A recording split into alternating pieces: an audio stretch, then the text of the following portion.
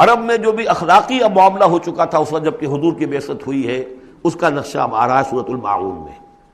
یعنی یہ کہ ایسا نہیں تھا کہ سرے سے ان کے ہاں کوئی ویلیوز رہی نہ ہوں، لیکن یہ کہ تلپٹ ہو جاتی ہیں ویلیوز، اور یہ کہ کچھ چیزیں ہوتی ہیں کہ جن کی حقیقت نہیں رہتی، صرف ان کی رسم رہ جاتی ہے.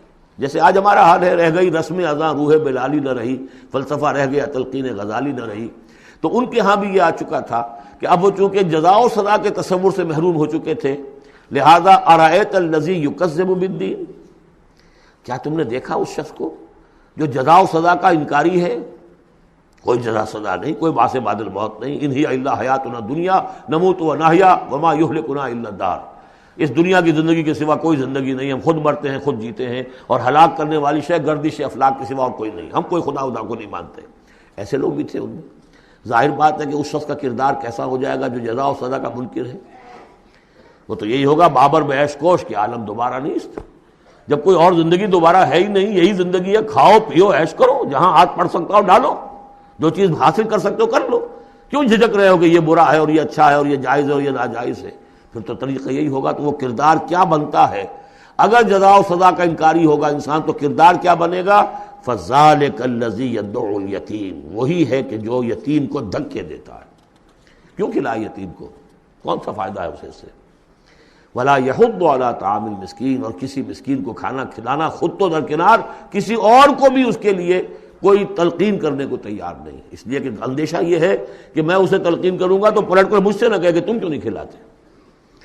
فَوَيْلٌ لِّلْمُصَلِّينَ، ان کے ہاں نماز تو ہے، نماز کا حلیہ انہوں نے بگاڑ دیا ہے. وہ سورہ انفال میں ہم پڑھ چکے ہیں، سیٹیاں بجاتے تھے، تالیاں بجاتے تھے، لیکن وہ نماز سمجھتے تھے اسے.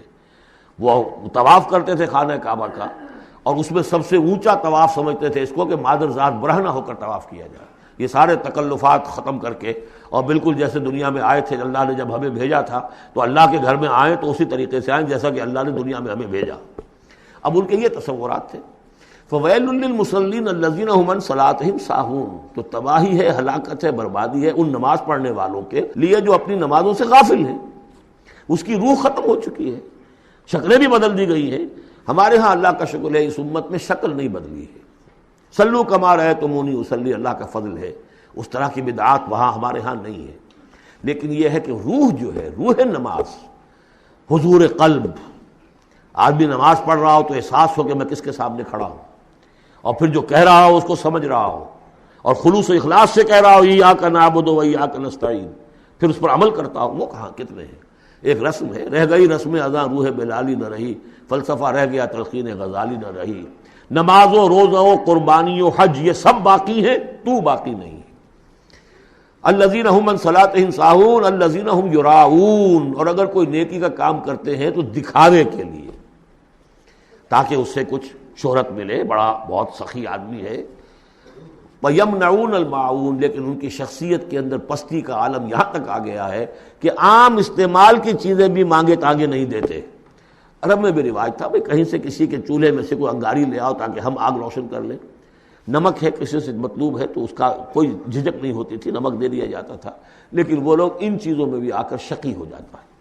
بارک اللہ لی ولکم فی القرآن العظیم ونفعنی وإیاکم بالآیات والذکر الحکیم.